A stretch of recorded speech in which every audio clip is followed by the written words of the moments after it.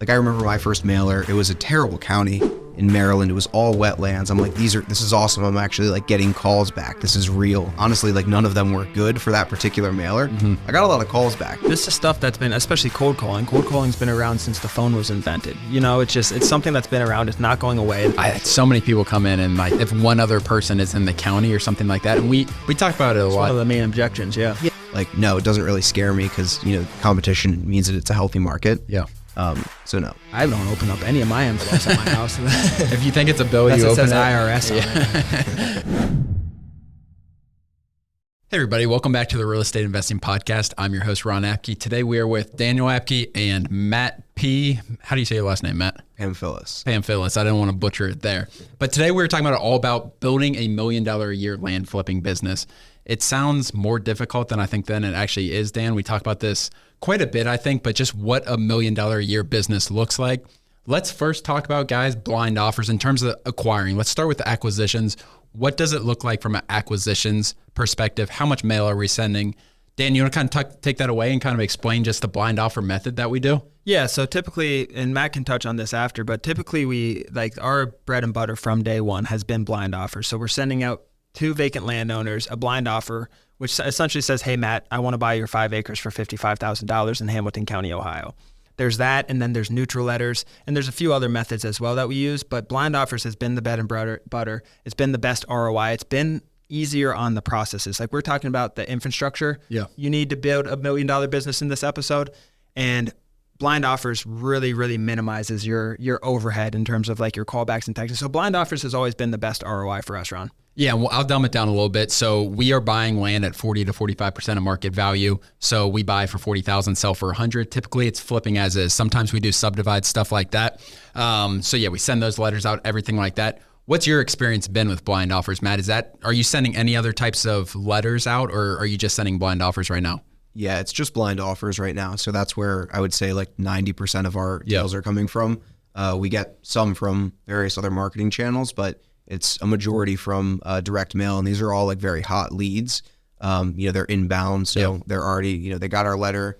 They understand what price we're willing to offer, and they have some motivation of wanting to move forward. So those are the best leads that I'm seeing. And Dan, I remember when we were doing, like when we were around $1 million a year, like you'll still be like, if you're doing blind offers and doing it the way we teach it, like you'll still be like, not bored at times. I don't want to say bored, but it's not like you're going to be busy and crazy busy all the time if you're doing the right size deals, right? Yeah, exactly. Where you do get a little busy is when like the acquisitions just build up over time in terms of your funnel, like the interested people, the 90-day follow-up. And once you start building that pipeline, you can get more busy. But it was hard, like multi-million-dollar business. It was hard to keep a salesperson busy with blind offers. So we started implementing cold calling, and we was calling 90 people a day. An American 6-figure employee, we had calling, 90 phone calls a day on top of, the 30, 40,000 mailers we were sending. It was really hard to keep a full-time salesperson busy. It's difficult because like you send 20,000 mailers a month, you get 120 to 180 calls somewhere in there. So it's not a crazy amount of leads. They will stack up, but for a full-time person, for a full-time salesperson, if you're just doing blind offers, it's probably, you need to send 30 to 40,000 a month, I think. You need a lot. And that's why you need to get texting in. But that's what's so good about land is because you can, like the blind offers in general, you can have a full-time job and do this and make 7 figures. Like, were we still working when, I know I wasn't. Were you still working when we were making 7 figures? No, not really. I mean, towards the beginning, maybe a little bit, but we started making $80, $90, $100,000 a month. And I don't know, I was doing a lot of other stuff and not just land. Yeah, exactly. What's your experience with blind offers, Matt? Like I said, that's definitely like our main form of marketing at the moment, but we also do SMS because like you said, it's not really too time intensive. Yeah. For, direct mail, there's the front end of pricing mailers and getting everything prepped, but then once you send it out, there's a lag period of 10 days before it starts hitting. So like within that time period, unless you like have a lot of mailers that are you're sending consistently where you're starting to get more inbound calls, there are a lot of lulls. So I do SMS just to keep myself busy and make sure that we're getting more leads in and maximizing all of our data.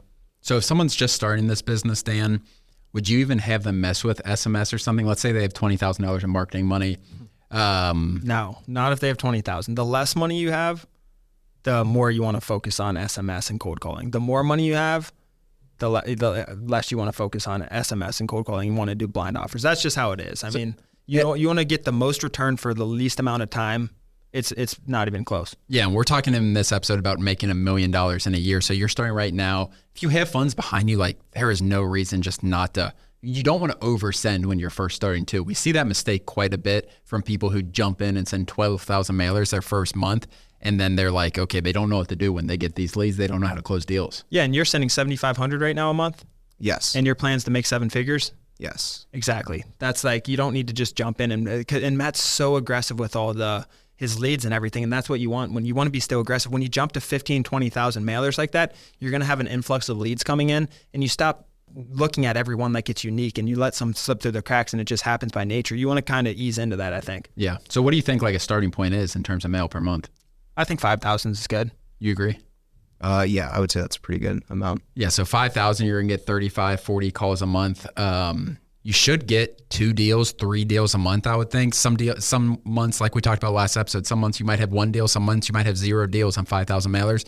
But at scale, it's going to work like that. And then as you learn, the learning curve, and you're just 12 months in, the learning curve is so steep at the beginning where it's like at first you're like, I don't know what I'm doing. I don't know how to evaluate a deal. And the biggest thing I see with people just starting, which is fine, is they spend so much money on bad deals. They don't know how to throw out bad deals. But as that learning curve goes, you can be so much more efficient with your time, right?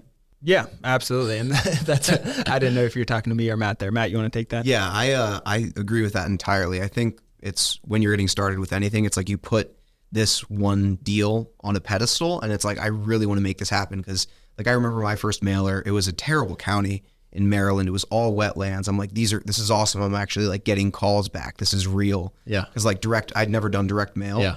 So like that was cool to see this new marketing channel work, but I tried to make every single deal happen. And honestly, like none of them were good for that particular mailer. Mm-hmm. I got a lot of calls back, but I would definitely agree with you by saying like, do the due diligence as quickly as possible, because then you can start to get better at due diligence. And like, there's only a few things that you're really considering when looking at a property. Yep. Like you guys do the calls and like you look at hundreds of deals like every quarter, right? But when you're just starting out, like there's a couple things that matter, and like just, is it too sloped? Is it too wet? And the utilities. But once you figure that out and can parse through deals more quickly, you can like more quickly get rid of the bad things and focus on the good. Yeah. People get way, way too hung up on these deals too. I see it all the time. And then some people will bring it to a call, and then we'll be like, this is awful, the slope, whatever it is. And then you'll see it on a call like a month later, they're still trying to push it through. And it's like sometimes, but I like that mentality too, because they are being aggressive and they're taking every lead seriously, and they want to we were like that at first, like 100%. So I understand where they're coming from. But it's the energy. Like sometimes you just need to put that lead away, go to the next, and focus on that. There's so much land out there. How many parcels are on? 158 million, right? We just bought them all, right? Yeah, we just bought them all with the land portal.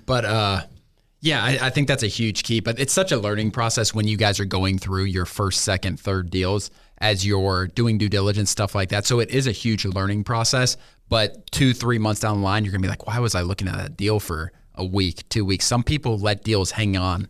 And we cut that out probably 6 months into our business when we first started this business, was we really focused on like, okay, let's get rid of crap leads, crap deals. And Daniel was doing the sales for us then.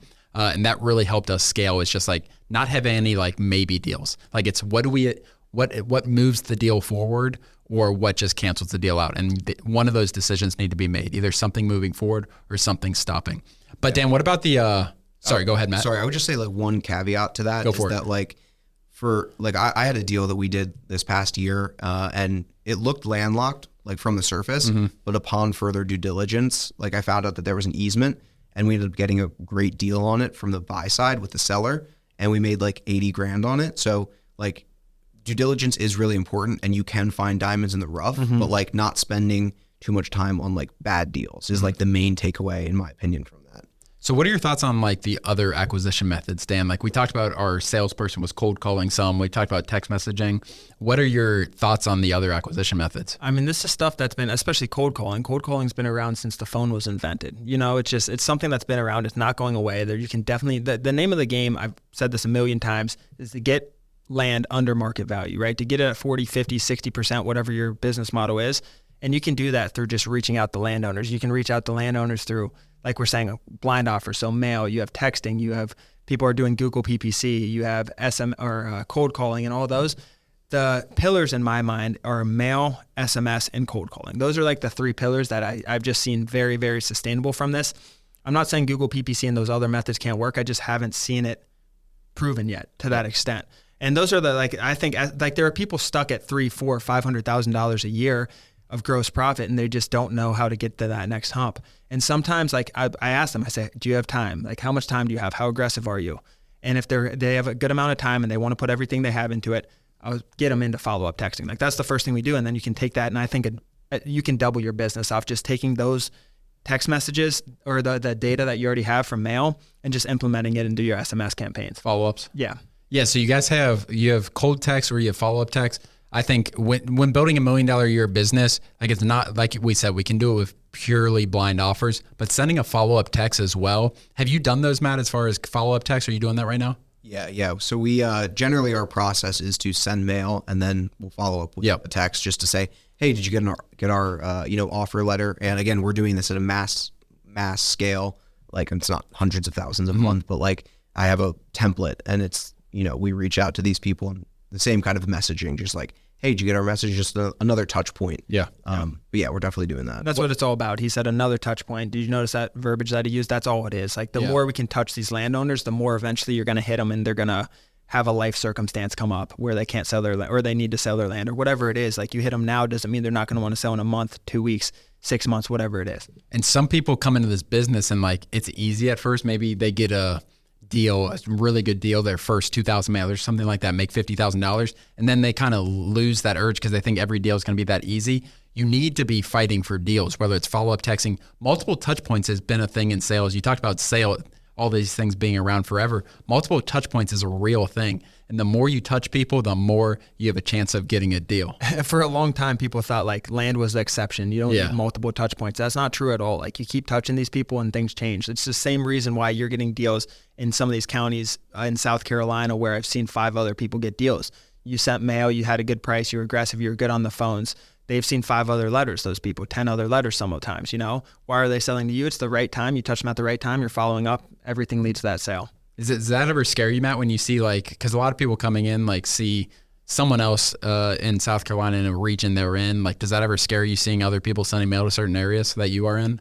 No, not really. I mean, like, I've wholesaled houses in Tampa, Florida. Like, this is a really densely populated area, and like, we can still do deals. So, I mean, it's nice that this business model doesn't have like an insane amount of competition currently. So, like, no, it doesn't really scare me because, competition means that it's a healthy market. Yeah. So no.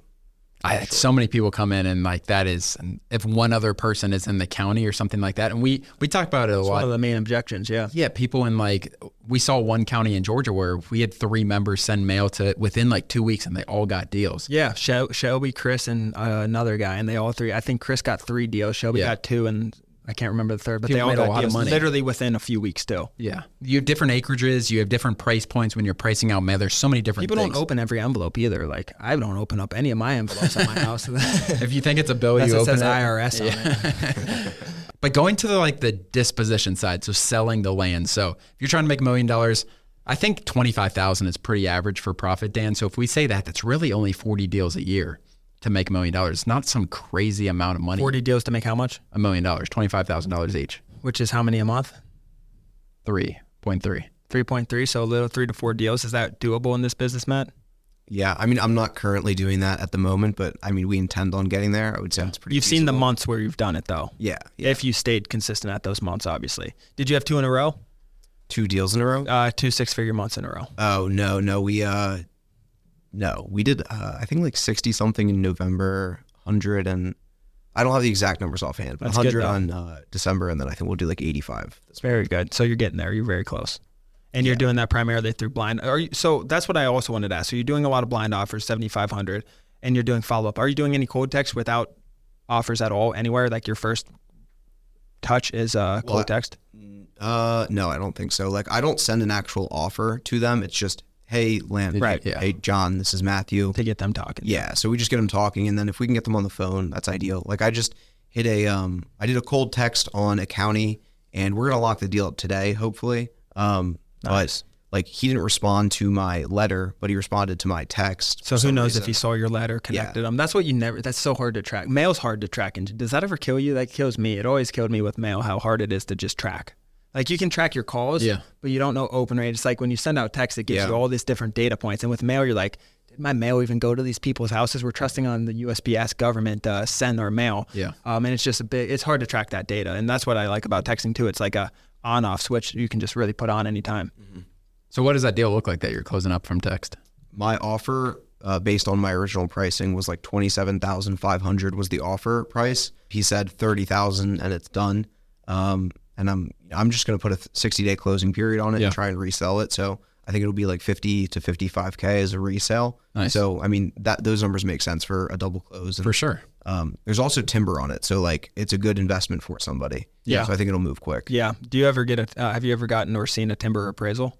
Like a cruise, like a timber cruise.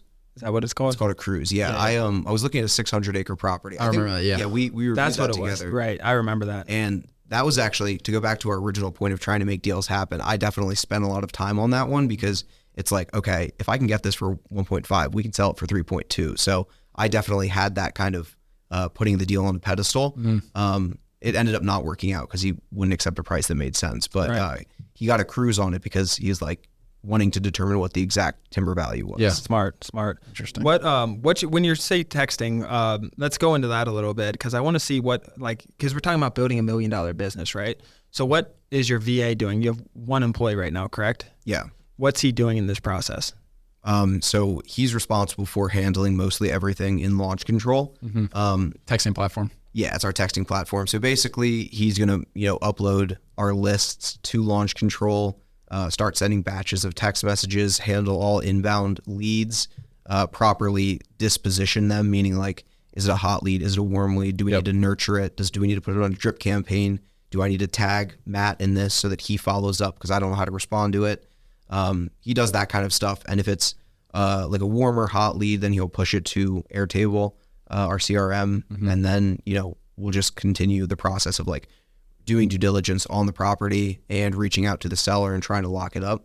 But he's more so involved on preliminary outreach to these property owners and then getting them warm enough where they can be pushed to me where I can make a follow-up call.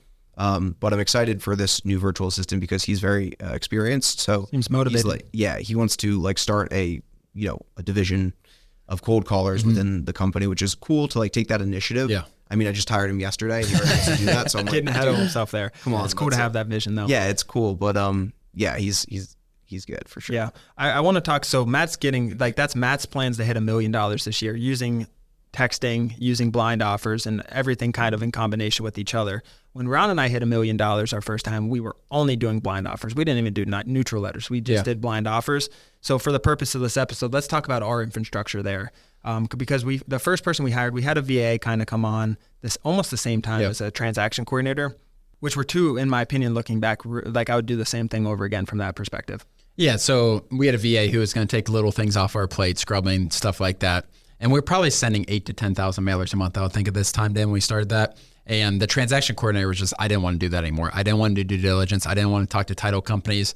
I remember the first hire American W-2 hire, it's a difficult hire. Like mentally, I think it is. Like you're bringing them on, but how much it took off our plates was unbelievable. You could focus on sales more. I could focus on getting more mail out the door and scaling our business. But yeah, I mean, that's what it looked like, Dan. It wasn't anything crazy. We did not make a lot of money when we brought on our first hires either. Like we weren't making a lot. We weren't. Like, I don't know if we were really making any, but we saw the pipeline and we saw like the trickle effect start to happen.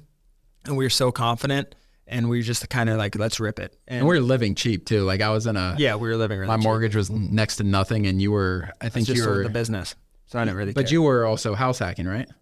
Yeah. When we started, I was. You're right. Yeah, exactly. Yeah. So you had no expenses too. So we're reinvesting in the business too. And then we brought those two employees on. And then from there, we hit 6 or 7 figures. And then to get to that next level, we brought on, what else did we bring? Salesperson.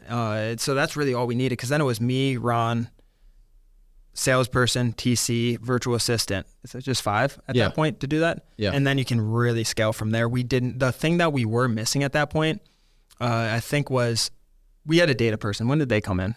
No, they weren't there then. You didn't need a data person. So I think the one thing we're missing looking back was that we talked about this on the call, Matt, was that marketing person, someone who could not only price the mail. That's such a one-sided business model. I think if you just hire someone to price mail, someone who could oversee the whole marketing scheme from getting the contacts, picking the market, executing on the mailers, sending them out, analyzing the data coming back, the whole marketing sphere. I think instead of looking at one little role, yes, they can price mail too, maybe, but that's kind of easy to outsource, I think, in general now. I used to have a whole different philosophy on this until we kind of learned the hard way from it. But looking back, then we talked about this in our last episode. That's kind of the process we'd go, is that marketing person. Yeah, for sure. And I think that, hiring those people, like we freed up so much of our time. Didn't we? Like, you were just worrying about sales, Dan. I think I was selling the properties on the disposition side, but it just made that so much easier to scale. You do not need employees to do $1 million a year. No, you really don't. And especially if you have a partner, one VA for sure, and you. But you can buy back, like, that's the thing. If you listen to the last episode, you can literally buy back your time and see what because if it's just you and you're making $1 million, you're $500 an hour. So let's just think a little smarter than you know what I mean? That's outsource some. You're busy. You're making $500 an hour and very, very busy. That's in a 40-hour work week, but $1 million, $500 an hour. So start outsourcing some of those mundane, cheap tasks that you can just get off your plate. And that's kind of what you're doing right now, Matt. I think you're doing it the right way, Matt, because you've always talked about, and you can touch a little more on this, like you're trying to stay lean as a company. I don't know if you're trying to say 100% VAs or what that looks like, but touch base on that, because your goal for 2024 is $1 million profit. You have one employee, you want to stay lean. Like, what does that look like? Yeah, I think ideally having virtual assistants is the way that I want to go. My philosophy also might change on that, and I might, bring on an American person, but like, you can get very high quality talent from people overseas. For sure. And it doesn't really make sense to not consider that as like a feasible option. But yeah, I want to get my current employee fully up to speed and, hit the ground running probably next week. He'll be trained up on everything. And then I would say transaction coordinator is the next hire, just because, same thing with like, if you see where the pipeline is going to be with the amount of volume that we're doing. Yep. I want somebody who's going to be taking like the menial tasks of communicating with the title company and like reviewing HUDs and all these like, all this paperwork stuff, along with like dispoing deals. That's more so, you mentioned this on a call of ours, that's more of like a customer service type role. Like, there's obviously negotiating that goes into that, but like for the most part, it is customer service. So offloading that is going to free up even more time. But yeah, I would say that's the next person that comes on. What did you see, like the task you were doing that was the most annoying, lowest value task that you had on your plate? What do you think was the most value thing to just push to them right away, your VAs? Well, my current VA, I would say like preliminary market research is something that I really don't like doing. And it's a very easy thing to like push off because it's like, there's like 4 metrics that we need to like hit. Okay. You just look at the state that we want to do marketing in and then pull the count. It's just like data pulling, really. So that's something. And then just sending text messages out. I just had him revise an Excel sheet of like our KPI trackers for this past year. That's just like literally copying and pasting like 1,000 different things. And he did it in like 2 hours, where, that's worth $10. I just paid him essentially $10 to do that. And if I want to make $1 million, my time is worth $500 an hour. Should I spend $1,000 on this task or $10 on this task? Plus, you said you don't like it, so you're looking at it from like almost an energy perspective, like we also talked about. You're looking at it from that aspect rather than in combination with the ROI on the 1,000%. Like, he did that. I actually went to the gym at that time, so like it would have detracted my energy, like physically in my actual body, by doing that. So, and I noticed I have a lot more time in my day. I have more time than I have energy. Sometimes I just you do these horrible tasks you don't want to do all the time. And I've been in those spots, especially when I had my old e-commerce business. I would be doing so many different tasks, and it's like, it would only be 2 or 3 o'clock, but I'm from an energy perspective, I'm drained because I just was doing so many different things that I didn't want to do. And then I started outsourcing. You can feel like you do buy back your energy too. Yeah. You're buying back your time. You're buying back your energy. You can go to the gym. You can do higher level things. You can put it in the different buckets that make the business drive forward. Like you said, like the leadership buckets, the marketing buckets, everything, the sales bucket that really drives the business to 7 figures. So many entrepreneurs' businesses are stalled because they don't really understand that. Like, they don't understand, like, I could hire this for $10. this 2-hour task I could hire for $10 for someone to do it just as well as what I would. What's your day look like, Matt, right now in terms of like I've said, like you're trying to do $1 million this year. You have one VA.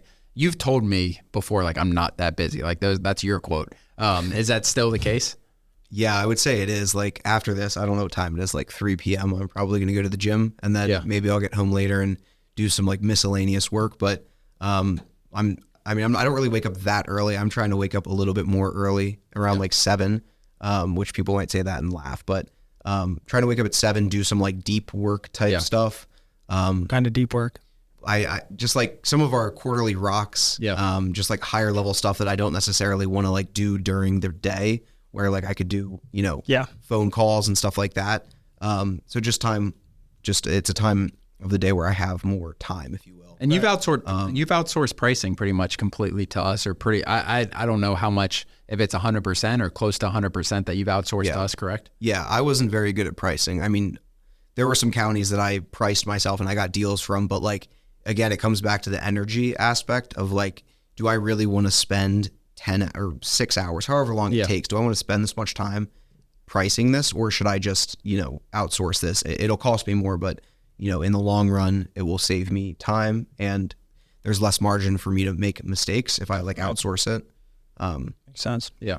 Yeah. I mean, there's really only a couple of things that move the needle in this business. And I think that's what you're doing a really good job focusing on. You have anything else to add, Dan? No, only the other thing I really have to add is when you start to outsource, when you're getting on the road to making $1 million a year, just make sure you're outsourcing the low value task, and then spend your time on the things that are going to get you that $1 million, like focusing on your sales and your leads and leadership and everything else that really drives the business. Because you don't want to just buy back your time like we're talking about and then allocate your time to the wrong things. You want to be allocating to the things that really move the needle in this business. That's the last thing I wanted to say.